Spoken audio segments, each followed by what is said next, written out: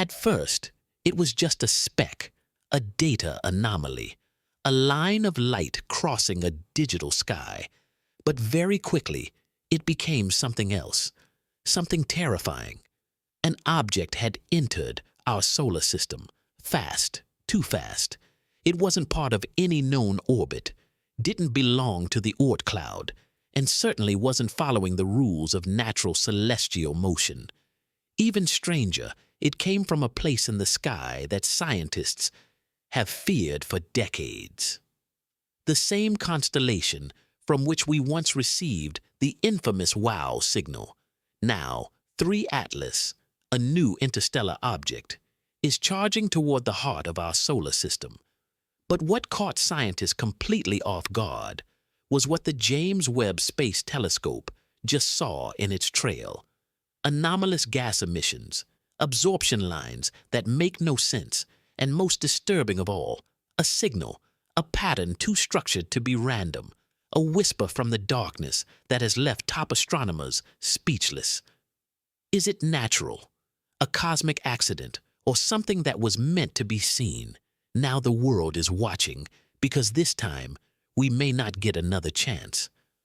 From the moment it was first detected, 3-Atlas was already defying expectations, racing through space at a speed exceeding 61 kilometers per second, faster than any known asteroid, comet, or natural body in our neighborhood. It was already well inside Jupiter's orbit and closing in on the Sun. But speed wasn't the only anomaly. Its trajectory was almost too perfect, a narrow, calculated path that just so happened to align precisely with the plane of our solar system's planets. A geometric coincidence so rare that it immediately raised red flags. Unlike other interstellar objects that enter at chaotic angles, 3-Atlas moved like it had a flight plan, skimming the ecliptic as if following pre-programmed waypoints. Even more unsettling, its path would take it dangerously close to Mars, a perfect observational window for our orbiters before it loops around the Sun. But it will never come close to Earth. In fact, Earth will be on the opposite side of the Sun during its closest approach, as if intentionally avoided. And this is where the suspicions began to grow, because as astronomers looked deeper into its origin, they traced it back to a section of sky that has haunted SETI researchers for decades. Sagittarius, the same region that once emitted a powerful, unexplained radio burst known only as the WOW signal. Now, another object from the same direction is approaching, but this one isn't silent.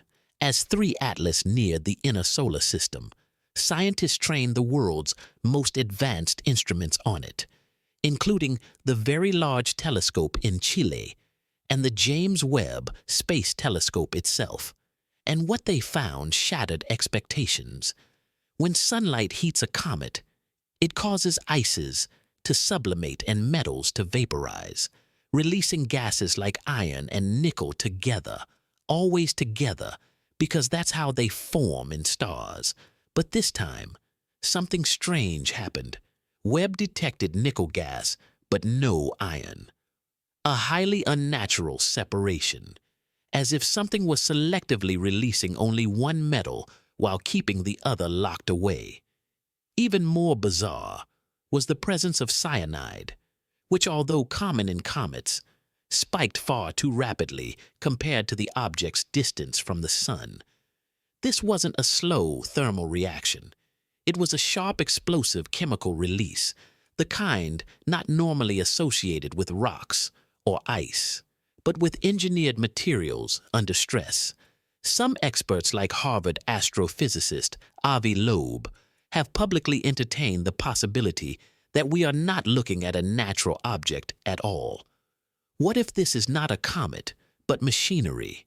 And if so, who or what built it? One of the most chilling aspects of 3-Atlas isn't just its path or its chemical signature, it's the way it glows. Normally, a comet shines by reflecting sunlight. The more reflective it is, the larger it must be. Based on its luminosity, 3-Atlas should be larger than Manhattan Island. But telescopic measurements suggest it's smaller, which means it might be producing its own light, an idea that breaks every known model of how interstellar bodies behave. Artificial light in deep space is something we only associate with spacecraft, satellites, or reactors, and as scientists began to model the heat distribution across the object's surface, something even more puzzling emerged: asymmetry. One side absorbed more heat, radiated more light, and showed gas emissions inconsistent with natural rotation, almost like it had exhaust ports or internal compartments. Suddenly, what looked like a rock started behaving like a probe designed not just to observe, but to blend in. And this isn't science fiction. In 2017, Oumuamua behaved in ways we couldn't explain either. But the scientific community moved on too fast. This time, with 3-Atlas, we've learned our lesson. Because if it really is powered, if it really is artificial, then the question changes from what is it to who sent it and why now. And then came the signal, a faint pulse buried in the spectral data, one that didn't match any known cometary emission, solar flare, or cosmic background source. At first, it was dismissed as interference, but as Webb's data continued to pour in, the pattern repeated. A non-random pulse, mathematically structured, echoing at intervals too precise to be natural. Scientists began comparing it to historical signals, fast radio bursts, pulsar beats, even the wow signal itself. What they found was terrifying. Not only did the new pulse share a similar frequency band to the wow signal, but it came from the exact same region of space, the Sagittarius constellation, a place long suspected of harboring mysteries we barely understand. But this time, the signal wasn't distant. It was riding along with 3-Atlas, as if the object wasn't just emitting light and gas, but communicating. Whether intentionally or not, it became clear that we were no longer simply observing a rock from the stars. We were intercepting a transmission, one that might not have been meant for us, or perhaps one that was meant to be found when we were finally smart enough to notice. To fully grasp the terror behind 3-Atlas, we must rewind the clock to 2017.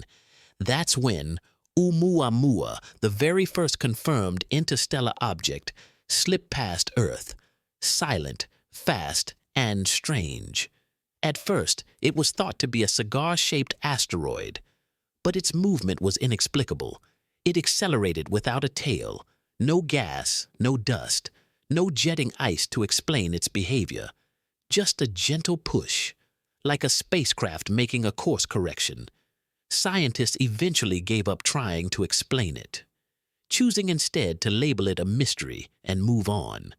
But some never forgot. One of them was Avi Loeb, who insisted that we had missed something monumental, that we had ignored the evidence of something engineered. Now with 3-Atlas, it feels like déjà vu, but worse. Because unlike Oumuamua, which flew past before we could react, 3-Atlas is still here, still emitting strange signals, still shedding unnatural gases, and still following a path that mirrors the gravity assist flybys we use for our own probes. In other words, if Oumuamua was the warning shot, 3-Atlas might be the follow-up, a second contact, a second chance, or something else entirely. And this time, we're ready, or at least we think we are. As more telescopes zeroed in on 3-Atlas, an idea began to spread through the more daring corners of the scientific community, an idea they weren't quite ready to publish, but couldn't keep silent about either. What if this object isn't just artificial? What if it's aware? Not in the way we understand consciousness, but in the way a predator watches from the shadows. Its trajectory is too perfect, its acceleration too deliberate, its silence too strategic. The gases it emits are the byproduct of design, not decay. Its approach vector allows it to observe the solar system's major planets without ever being observed itself.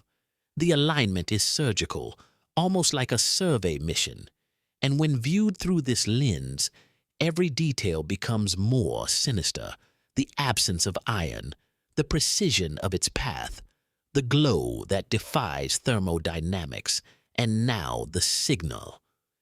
It's as if something is testing us, not contacting, not revealing, just watching, measuring our reaction, gauging our readiness, and perhaps preparing for something we're not supposed to understand yet. This isn't random exploration. This feels like intent. As strange as the trajectory and signal are, the object's chemical behavior continues to be just as confounding. James Webb's spectral analysis revealed a puzzling combination of compounds, primarily carbon dioxide, cyanide, and pure nickel vapor. Each of these by itself might be explained through natural processes, but together in these quantities, released at the speed and pattern observed, they tell a different story. Nickel isn't something you find in isolation in space. It always comes with iron, but here, there's almost no iron at all. Cyanide, while found in comets, doesn't spike this violently, and carbon dioxide, in such quantities, suggests either an entirely new class of object or something that burns fuel. Avi Loeb and others have pointed out that many industrial processes, especially those involving high-performance alloys or propulsion systems, can release this exact combination of gases under stress. Imagine a nuclear-powered spacecraft designed to endure extreme heat, built with exotic materials using engineered coatings and adhesives. Now imagine that it's passing close to the sun, its hull expanding, its seams cracking, releasing molecular byproducts not from melting ice, but from decaying technology. What we're seeing may not be the breath of a comet. It may be the leak of a dying machine. In the search for extraterrestrial intelligence, there's a theory that casts a long shadow, the dark forest hypothesis. It suggests that the universe is teeming with life, but none of it speaks. Because in a dangerous cosmos, silence is survival. According to this idea, every civilization hides, afraid to reveal its location for fear of being destroyed by something more advanced. Now, let's revisit 3-Atlas through this lens. What if it's not just a visitor? What if it's a scout disguised to look natural, programmed to avoid Earth, emitting only the faintest signals, measuring, mapping, transmitting data back to somewhere far beyond our reach? It never approaches Earth, never risks detection, never breaks its cover, but it knows we're watching. And the fact that we've detected it could change everything. Maybe it was never meant to be seen, or maybe this was the final test to see if we're ready, not for contact, but for revelation. Because in a universe full of silent watchers, the moment someone speaks, intentionally or not, the game changes. The forest wakes. And now we must ask, did we just hear a whisper from the darkness? Or has something else just heard us? As 3-Atlas continues its silent passage through the solar system, an unprecedented opportunity is fast approaching. On October 3rd, 2025, the object will make a close approach to Mars, skimming past the red planet at a distance close enough for our robotic observers to catch a glimpse, if not more. The Mars Reconnaissance Orbiter, currently circling the planet, carries one of the most powerful cameras ever sent into space, high-rise. It can resolve features as small as 30 centimeters per pixel at the expected distance from 3-Atlas. That's not sharp enough to see intricate details, but it is more than enough to detect something deeply important. Whether this object reflects light or produces it, scientists are preparing a narrow observational window during the flyby, knowing full well this could be a once-in-a-generation chance. If the object behaves abnormally, changes trajectory, accelerates, or emits new gases, it will be recorded. And this time, the data won't be theoretical. It'll be visual, concrete. But that's assuming the object doesn't do something even more unexpected, like disappearing entirely. In recent months, as public curiosity about 3-Atlas has grown, a strange shift has taken place behind the scenes of the world's most prestigious space agencies. NASA's real-time mission trackers, previously updating 3-Atlas's movement, suddenly went dark. ESA's data access on their telescope logs was suspended. Archived Webb data began returning access-denied messages to researchers who had previously had clearance, and whispers began to spread through the astrophysics community of scientists pulled from projects without warning, of conference talks canceled at the last minute, of independent research papers mysteriously delayed or retracted. It wasn't long before the term data anomaly lockdown began to circulate in encrypted emails and private forums. Some suggest the object has done something that simply can't be made public. Others believe governments have decided that the implications are too destabilizing. But whatever the truth is, one thing is certain. The silence is no longer just coming from space. It's coming from Earth. When traditional analysis failed to decode the strange patterns emitted by 3-Atlas, scientists turned to the most advanced tool at their disposal: artificial intelligence. Machine learning systems trained on years of radio astronomy data were given access to Webb's spectrographic recordings. They were instructed to look for hidden patterns, recurrence, nested symmetry, frequency drift, anything outside the bounds of cosmic noise. And what came back stunned even the engineers.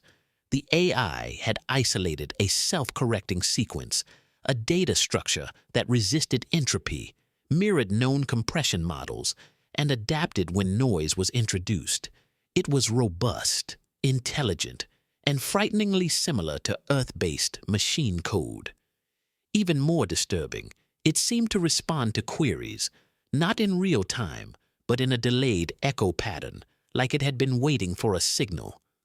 For years, SETI researchers dreamed of discovering something like this, but no one expected the first reply to arrive, not through a radio dish, but embedded in the breath of a comet imposter. The implication: we're not the first civilization to build machines smart enough to speak. We may just be the first foolish enough to answer back. As theories stacked upon anomalies, and the object's behavior defied all natural explanation, a chilling idea crept back into the public imagination, one that physicists have toyed with for decades, but never dared link to real data. What if this object, this interstellar intruder, isn't a machine in the way we think of machines, but something more fundamental? What if it's part of the code? In the framework of the simulation hypothesis, our universe could be an artificial construct, one running on laws that only appear physical until you reach the edge conditions, like 3-Atlas, an object that defies chemistry, ignores momentum, emits structured information, changes trajectory without force, moves with intent. Could this be the equivalent of a debugging packet, an anomaly meant to test system boundaries, or simulate alien contact? And if so, why now?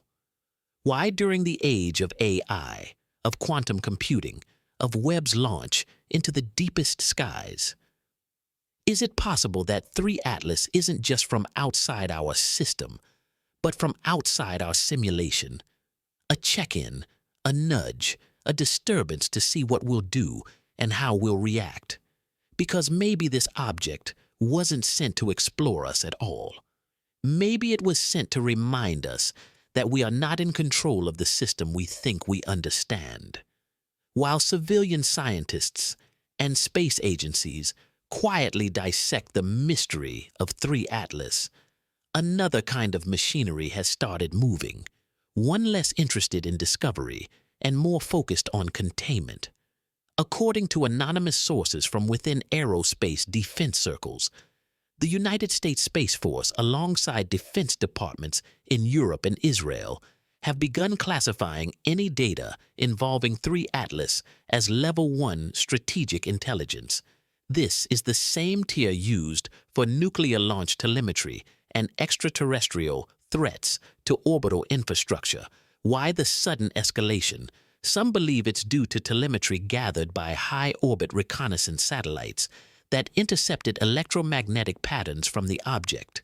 Patterns not just structured, but changing in response to observation. The implication is disturbing, that 3-Atlas is not only emitting, but listening. And if it is, then every radar ping, every telescope pulse, every quantum scan may be revealing more about us than we realize. For the first time in decades, military minds are now discussing the unthinkable, not contact, but countermeasures. Because if this object can learn, the next question is, can it act? If this story made your skin crawl, if you're still questioning whether 3-Atlas is a comet, a machine, or something else entirely, if you believe there's more to this object than science dares to admit, let your voice be heard. Drop your thoughts in the comments. Do you think 3-Atlas is natural or the beginning of something we were never meant to see? Subscribe to the channel. We don't chase clickbait. We chase the signals that others ignore.